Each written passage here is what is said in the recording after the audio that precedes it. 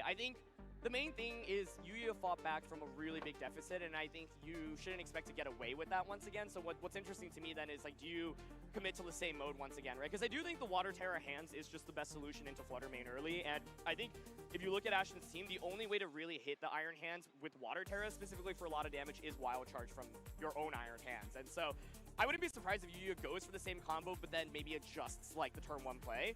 But I think the Pokemon he brought were really good. Landorus and Champao were just so strong in that previous one. But it's going to be the Champao and the Urshifu here once again.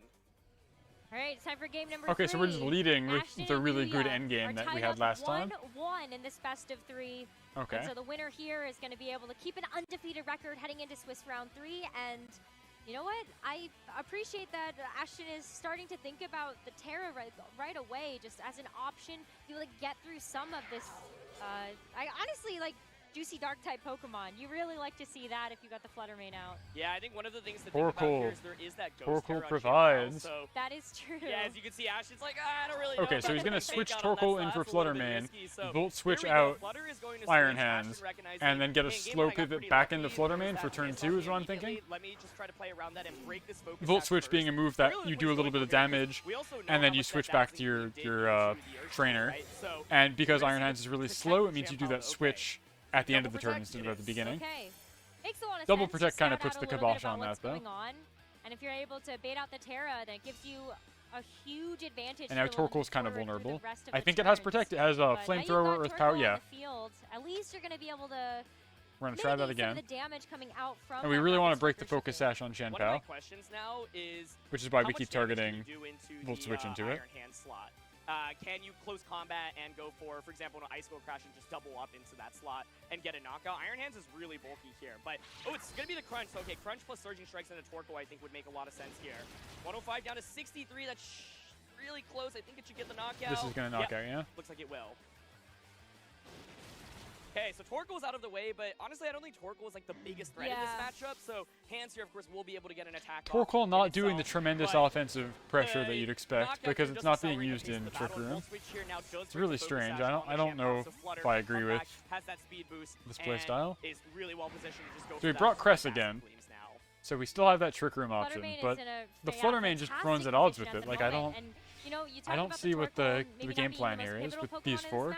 But being able to set the sun feels so good to be able to get the speed boost here. Oh, hey! Knowing that we did Hold on, I'm being joined by not one, but yeah, it's interesting. Ashton actually committed to the same four. I thought Chi-Yu in the back would have made a lot of sense. There are two of us now. But there are two of us. Welcome, Tom. How are you doing? Yeah, I think. Oh, I'm feeling very Tom today. How about you, Tom? I'm feeling pretty Tom as well. So, for those who don't know, this is PK Tom, another Pokemon Brainworm haver. I think the main thing is like Flutter's Not to be the Skeletom here. Pokemon way too much. So, other Tom here is like a primary collector. They've almost collected everything there is to collect in Pokemon Home. They're a doer of challenge runs, that kind of thing. Whereas I know a lot about the competitive side of things. So, that's exciting. I'm glad to have you on here at it's now almost 11 p.m. for me. Let me add you to the stream title. 8 p.m. here, and I also only woke up about 2 hours ago. That's awesome. I love that for you. Fairy Pterodactyl Gleam this time around because there's no Chi-Yu on the field. And last time we just All right, I've added you to the stream title. And I should also give you a shout out while I'm doing this. So my experience with competitive is like I used to do competitive back in like Gen 4 or so. Yep. But just kind of fell off during like Gen 5, I think. Well, as you can clearly tell, nothing has changed since then. Everything's exactly the same as you left it. I went to I guess it would have been a regional is what the it would have been. I went to regional for 2010, maybe 2009. It was the year when Shiny Milotic was the like handout reward. Oh. But I didn't get to participate because they were doing entries based on a lottery sort of system. But that's not how it is anymore for sure. Travel all the way in. Alright, so just trying to go for some big damage here as the Dazzling Gleam comes out. Big damage. Flutter Mane, baby. Now, as the Chien-Pao does go down, leaving as Ty was saying before, gross. But now Urshifu is going to do big damage also. So, you know, it is what it is. Took a ton of damage there from that so we're still in the, actually I see Swiss round. This is round 2. This is game 3 of round 2. Game 3 of round 2. Okay. For example, what is the Swiss part of it? What do you mean? The thing is, this time around, Iron Hands was like what does it mean by Swiss round? It's just like round robin. It's like the format of the bracket. I don't quite know how Swiss differentiates from round robin, but it's just like everybody fights everybody, and then you have your win-loss record. And there's a thing called resistance, which is like, did the people who beat you go on to win a whole lot? If they did, that means you have a really high resistance. So for like the people at the bottom of the win-loss record, higher resistance is favored to go forward to day 2.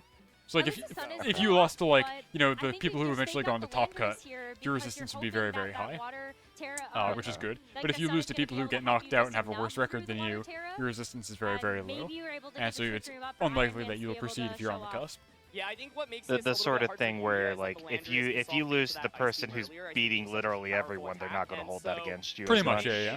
Ty says round robin is everyone versus everyone. Obviously, Swiss's same win record play against each other. Okay, that makes sense. So like these people both won round 1. That makes sense. Yeah. So as you can see next to their names, they're 1-0-0. So the fourth and final. So they've got 1 win, 0 losses, 0 draws. I don't really know what circumstances a draw would occur in the modern format, and then just stomping but Tantrum onto the Iron Hands. I think that was a really I see smart they're way to also say, doing okay, you know what, Iron Hands has fake out pressure. the whatchamacallit, the two-letter coding for the countries rather than like flags or anything, the same thing that Evo did. Yeah. I remember a lot of people pointing that out. Yeah.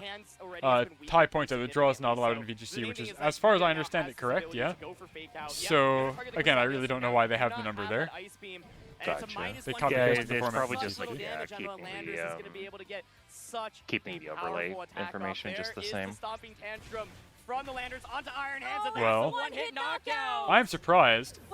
It looked so good for Ashton in game 1, and then Yuya just brought it back with like very good counterplay and not a whole lot of changing the team. That's a bummer. I was hoping the very different team would do well, and it did really well turn 1 or game 1. That's gonna be locked in for the rest of this game. Yeah, it felt like Ashton basically had to play the game. Yeah, now it's Cresselia versus 3 offensive monsters. I do not think it has what it takes to do enough damage. It might be able to knock out Iron Hands. It certainly can't knock out 2 more guys. There is no draw. What do you mean if they do a draw? Then what happens? It's not. It is not possible to draw in this game. As Tiberius said, like not only is draws not allowed, but I guess is there technically, say you like Destiny Bond on final Pokemon each side, you could technically draw that way? Nope, because Destiny Bond, you faint after, or no, I think Destiny Bond is before, Explosion is after. Yeah, like it's always, even if they both faint, it's resolved in a certain order. I used to have matches in Regulation B where I was running a Perish Trap team with Garganical, and because Garganical was really, really, really slow, even when I got it down to a 2v2 and used Perish Song, and we all fainted at the end of the game, I would still win, because Garganical would faint last, because Perish Song resolved in speed order. Gotcha. So, my strategy was just to be slower than my opponents, get down to a 2v2 and install out the remaining turns of Perish Song, and I would win more often than not, because people don't understand the interaction. Gotcha. If a draw happens, you do a sudden death round, which is first knockout. But again, I don't even know how you get to a draw in this case, because everything is resolved in some kind of order. I'm surprised this match is still going also. I thought Ashton would have tapped, but I guess you don't really tap out at Worlds no matter what, no matter how bad it looks. That's true that Urshifu was really low. I didn't realize quite how low it was. Because maybe Iron Hands is now out of range from being able to get Psyshocked and just knocked out. And Crest still has her berry. This would be insane if it's not over. I was like absolutely counting this out. Moving into these next few turns. But Psyshock is super effective. Is it going to be enough now? And it is now that's one knockout. Yeah, okay, well, so this is really interesting, right? Because and it's immune to the ground type attack from Landorus. So you can just Ice Beam the Landorus slot. And you can Ice Beam it. But then, of course, if you Ice Beam Landorus and the Urshifu self-destruct at the same time. No. No, self-destruct does, if I remember right, it does the damage first. Damage first, then you faint. That's correct. Yeah. Just like Explosion. Yep. Everything is resolved in a specific order. There's no way for a simultaneous knockout in this game. That's a pretty good attention to detail, honestly. It has to be that way. It just wouldn't work. I think actually we've got the run back here. Unless Lando one-shots Cresselia here, and I don't know how it would do that. I believe we've actually gotten the run back from Cresselia. I'm going to metaphorically eat my hat. Maybe one attack away. You're going to get a big read on the U-turn. It's just very little damage there. Oh, but the dimensions... But it's not enough for a 2-shot. Ashton actually takes this with the crest sweep unless this crit... No! Oh, that must have been like a roll, right? That was really close. That had to have been a roll, like a low and then a high. That was such an intense game number 3 for this set. I thought he had that, because it didn't do...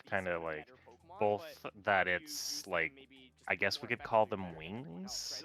Yeah, those are wings. Its wings are kind of similar to like rings on a planet, but also there's that like in Okami or other games, Japanese mythology, of course. So it's weird to go to a video game first, but that like sash that kind of floats around like goddesses. Nope. I don't know if there's a term for that, but I know exactly what you're saying. Yeah, it resembles that. I've never thought about that before. Survive an attack, Spore into Flutter Mane alone is a really big deal, but I think, yeah, Japan in particular, I feel like really loves Landorus Theory and really loves Amoonguss, and so not really shocked to see that in that previous game, and then the idea of just taking advantage of Xianpao's defense drops and doing all this damage is so huge as well. Yeah, it's going to be exciting to see what other changes that we end up seeing from teams like this, because I mean, you mentioned Chalk, you mentioned that core that has really kind of shaken up the meta and that I haven't thought about Chalk in a long time. I don't even remember what it stands for. Hold on, let me pull up Chalk. Great Pokemon that you can put together in multiple different iterations, and I think So Chalk was an archetype that has existed for a long time, and it stands for Cresselia, Heatran, Amoonguss, Landorus, and the K is Kangaskhan, who is no longer in the game.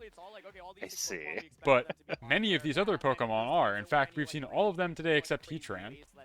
So I'm sure we will see Heatran soon enough, because it is one of the Pokemon that was on the scoreboard for top 12 most used Pokemon in teams registered for day 1. So just a very, very strong archetype. You can hit a lot of stuff. You've got the Amoonguss, you've got the Heatran, you've got the Landorus. We've seen why they're very useful so far. Fuba says, Cresselia Feather was used when a kid was having nightmares, right, yeah. They can finally wake up. In Gen 9, they really look like they've got fur. It does not look like a feather pattern to me. Maybe you're right, maybe it's supposed to be feathers. But There are some birds where their feathers kind of look like fur sometimes, but it's a very peculiar choice, I feel. I think they should have gone more into the bird angle for Cresselia and just given it like legs and made the lunar stuff like normal wings instead of the weird sash. I don't know, it's so strange. You pointing out that the things on its chest are hands? I don't know, I guess I kind of thought that it more resembled like a bra, actually, because it's a female Pokemon, right? So I thought that was like how they were conveying that it was like female. It reminds me of like a mermaid or something like that, right? Where they've got like the delicate undergarments. But you're right, they are hands. They've got like very visible 3 fingers on there, which is really strange to think about. You know what it's gonna do, but it's still just that strong, right? Like its ability is so good, its speed stat is so good, and it can be used so incredibly effectively, either in the early game to just get kind of makes it like a like if it's a sash, it kind of makes it like a clasp or something. Yeah, that makes sense. But does it have arms, is the question. One day we're going to get a cool animation of it where it's going to stretch out its arms like Breloom. And it's going to have like corkscrew punch or whatever on Cresselia. But like over the course of the season, it's really been Dragonite Xianpao as like kind of the dynamic duo to be able to pair, and now we're seeing there is something interesting to think about where it's supposed to be a counterpart to the mythic Pokemon Darkrai. Yeah, that's what Fuba's saying, where they used the Feather of Cresselia to wake up the child who's like locked in Darkrai's evil slumber. Yeah, Gen 4 was very interesting with Legendaries. There was lore.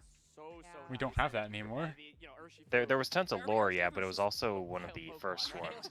I think Gen 3 might have been the same for this regard, but there was just tons of them.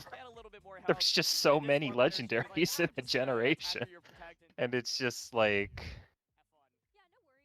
to have that interaction with the mythic Pokemon that you could just might not even get because of timed availability it's interesting.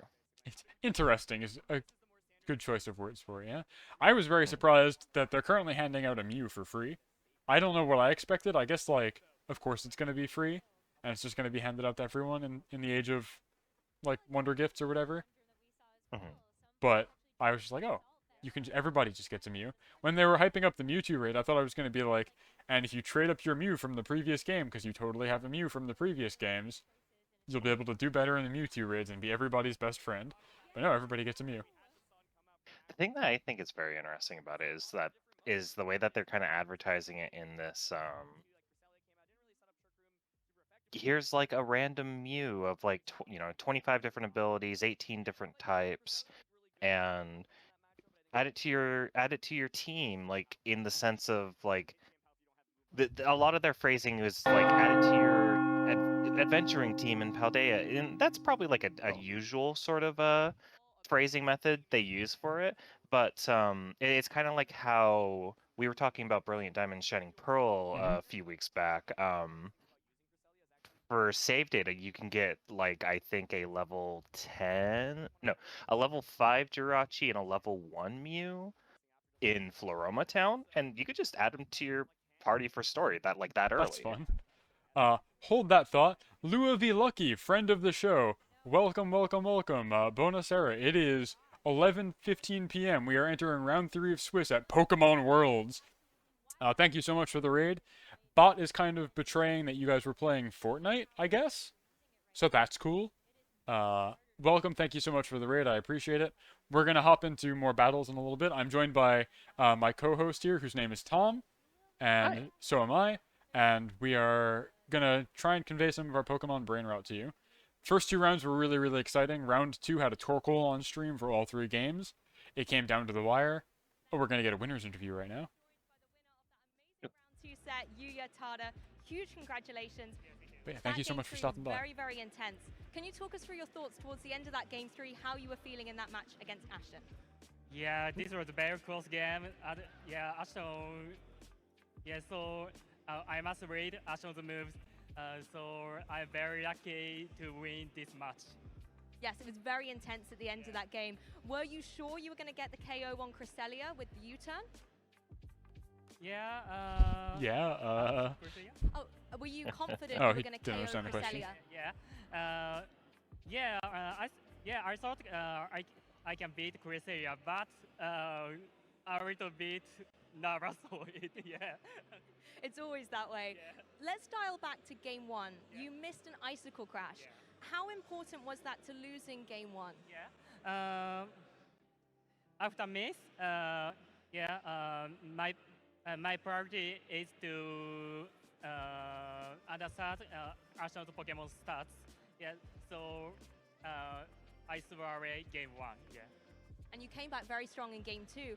I want to talk about some of your Pokemon choices. Yeah. Urshifu and Chi-Pao are very, very strong together. Yeah. Was that something that you thought about putting them into your team? Do you like the 2 of them together? Yeah. And Chi-Pao's Icicle Crush is very offensive move because... That strikes me as a strange question. It's like, these 2 very powerful physical attackers, one of which greatly enables the other. Did you think about that when you built your team? Here at the highest competition in the world? I mean, I guess I don't really know what kind of winner's interview questions you can ask that aren't like, please tell everybody else your strategies going forward. So I shouldn't be too critical, but that strikes me as a strange thing to ask. I imagine it might be My last question for you. Obviously, you're because here at of the World the Championships. additional How like does it feel? Are you ready younger to try audience, and it get might that help title? like Yeah, drop some like point out that these 2 have a good it. synergy, even though like obviously to the player that is it goes without saying, but to the younger crowd they're like, oh, that's why he was able to get success, because he has Urshifu, who does tremendous physical damage, and Chi-Pao, whose ability is boost the physical damage dealt by all of your attacks. It makes sense. They go together like bread and butter. They're both weak to Flutter, man. Best of luck in They the both hate getting hit by Dazzling Gleam. Of course, Pokemon trainers, there's more Pokemon action coming, so we're going to throw it back to the cast. Now, I'm hoping round 3 starts soon because that went to 3 games, and they were kind of long games also. Thank you so much, Lou, and congratulations to Yuya once again for such a victory over a very strong North American player. Things are really heating up here at the World Championships, and it's honestly a surprise to see been where able to some pay of our top attention players to. are falling My at the attention moment. span is all over the place, but are they doing like 2 out of 3s, or is it just like a single match per round? What do you mean? Worlds is just so intense. Like there's so many good players that are at 1-1 and 0-2, how do I phrase? 2 previous world champions. 2 people going against each other. Do they like, oh, I won this battle, but we go again, and then if I win again, then I'm like this round is done? It's best of 3. when Best Naoto got it. won Yeah, Worlds in so 2019, everybody's best of 3. day 2, Then you just I keep doing my shout out command wrong because I'm not paying attention. It's exclamation point SO. Lua V Lucky. I spelled her name wrong the first time. I want to know what game she was playing. Was it Fortnite? Yeah, okay, it was Fortnite. I wasn't sure if the Victory Royale was a reference to the victory happening here at Yokohama, or if there was actually a Lua V Lucky thing. Can't believe they were playing Fortnite. You think you know someone, and then she plays Fortnite. You only have 7 rounds, so if you're 2-0, you're like, okay, I just need 3 more wins out of 5, you know? Lua is, by the way, for those who don't know, a very capable programmer, streamer. I'm super impressed by the stuff she puts out. Her brain is very large and thinks in a non-standard way. And I mean that in a very, a lot of high praise.